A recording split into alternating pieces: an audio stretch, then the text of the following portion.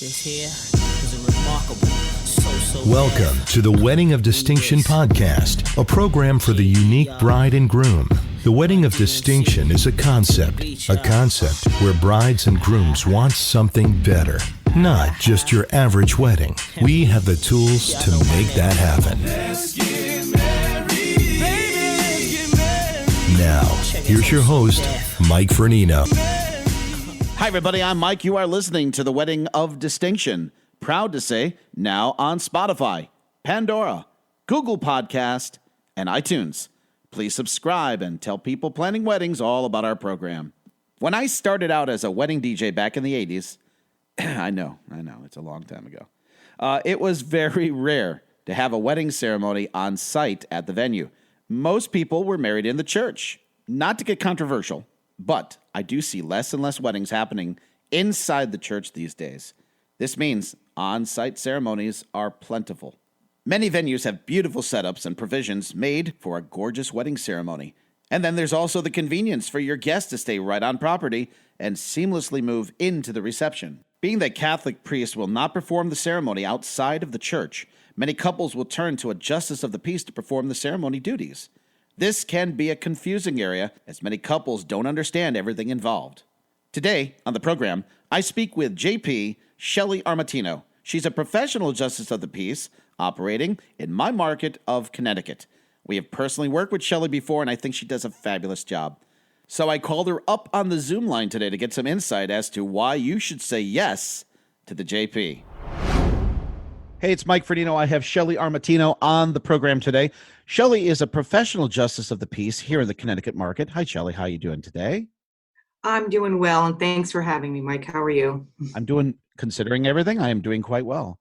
We're going to hit on some very important topics. Many people, it seems to be a gray area. A lot of couples getting married, they don't really know all of the ins and the outs of a justice of the peace and their role. And so I've got a professional here, and we're going to talk justice of the peace today. So, Shelly, what is the definition of a JP? What's expected of your services? What do you actually do for your couples, for the bride and the groom setting up for their wedding? Okay, so a justice of the peace is an appointed position. It authorizes you to join couples in marriage in all of Connecticut. So that's all 169 cities/towns. It's a 4-year term, and as a matter of fact, it runs along the elections for, the presidential elections. And obviously, we all know that 2020 is an election year. So many towns have specific ordinances and charters, provisions governing a justice of the peace, which each political party writing its own rules about who gets appointed, and talk to your town chair or your town clerks for specifics. But it is an election year. So if anybody was interested in doing that. I didn't know that at all. Yeah, I think people aren't aware of how you get appointed for a justice of the peace. And there's a lot of different rules and regulations, and many decide, that looks easy. I'm just going to become a justice of the peace. And actually, it's not. So there's certain rules in Connecticut where who can marry couples in Connecticut. So you have to be a justice of the peace. You can be a judge. There are certain rules that Connecticut has that other states do not. Obviously, this advice, everything we're talking about is geared for our home state of Connecticut, and that it does change state by state, that you are a licensed justice of the peace here in Connecticut.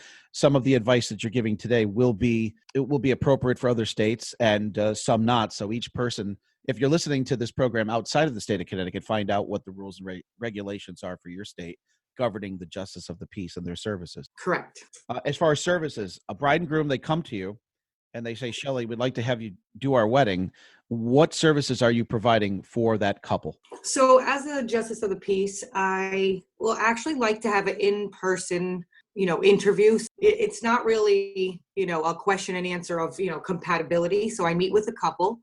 I get a bunch of information. I have a questionnaire that I discuss with them. We talk about, if they have any customs, any religious preferences or non-religious preferences, if they're going to write their own vows. We get to know one another and kind of establish a personal relationship, because I feel like if you're going to be with this couple, at the end of the day, when you're at the ceremony, it's just you three up there, no matter how many guests you have.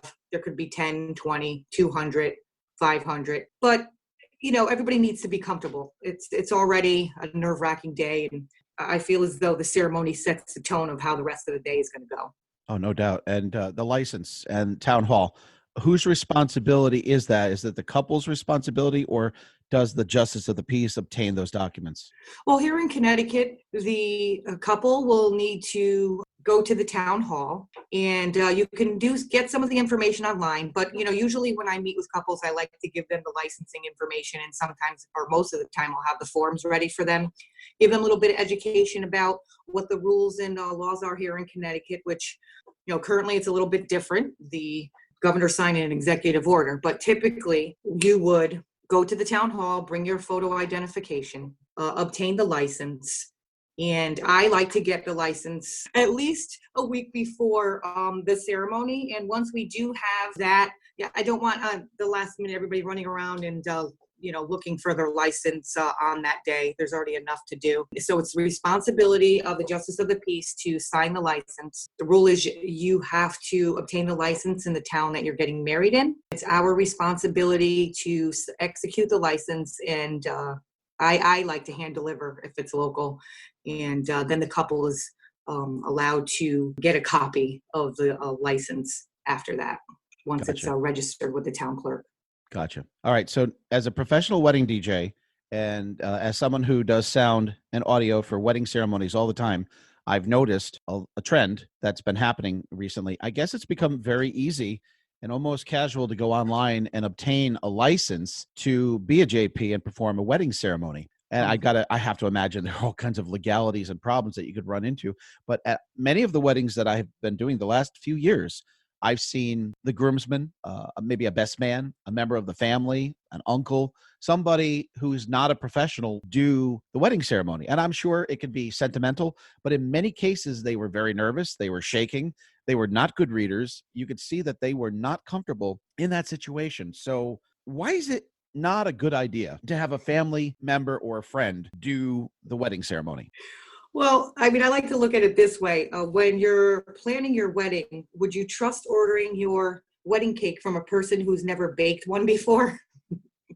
So I believe, I know couples that have friends and family members who they believe are the life of the party, or have good speaking skills and can really work a room. What they fail to realize is that they know nothing about the operations of a wedding ceremony, a rehearsal, or officiating, especially when things do not run as smooth, and they're looking at the DJ, which I'm sure you've received that look before. Oh, yeah. And they're looking at, the crowd, and those few minutes, a moment of silence with 150 pairs of eyes glaring at you can seem like an eternity. So, I just don't think it's a good idea. The problem is, are they going to actually perform the ceremony and do it well and engage in the crowd, have everyone's attention? As far as writing personalized ceremony script, is that going to occur?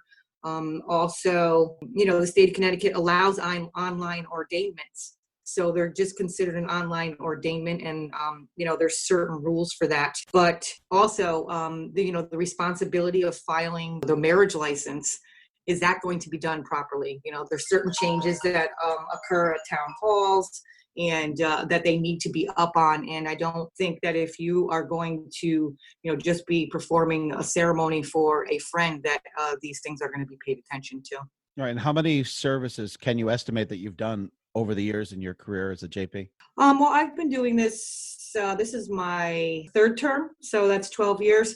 I actually really didn't get into it too much until the last 4 years. So I would say, I do have a full-time job that I work at during the day, but this is something that I love to do. And I have performed I try to cap it around 30 a year. Are there any legal, in the state of Connecticut, are there any legal pitfalls to obtaining your certificate, as a JP, an online service that you have to go through in order to get it? Are there any legal pitfalls to the couple by doing it that way? Well, sure. I mean, in other states, I've found that online certifications or online ordainments are something that they have annulled these marriages. And, in Connecticut, you are better off, and not just because I do this, using a justice of the peace, because it's an appointed position. They can at any time, and there may be some kind of things going in Congress right now that these kinds of ordainments are going to, like Connecticut's going to follow suit of other states. So New York, Pennsylvania, Virginia.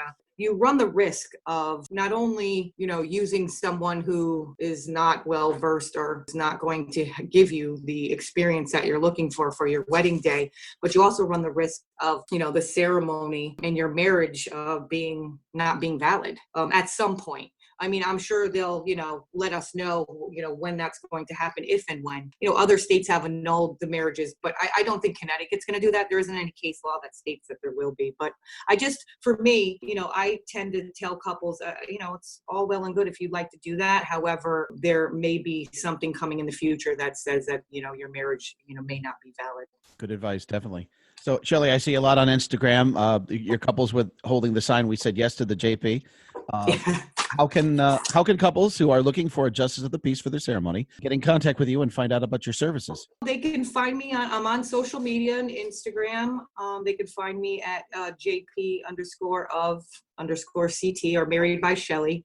I have a website, www.jpofct.com, and they can contact me from there. I'd like for couples to always take a look and see, what my style is, because I believe that's important as well. I have to have a great connection with your clients. I may not be for everyone, so take a look at my style, contact me, and then we'll schedule an in-person meeting from there.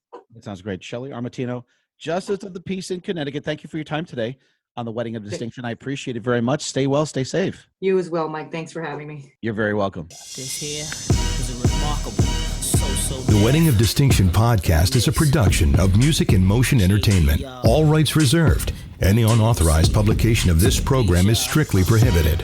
For the Wedding of Distinction podcast, I'm Mike Vincent. Happy wedding planning, everybody. Come on, man.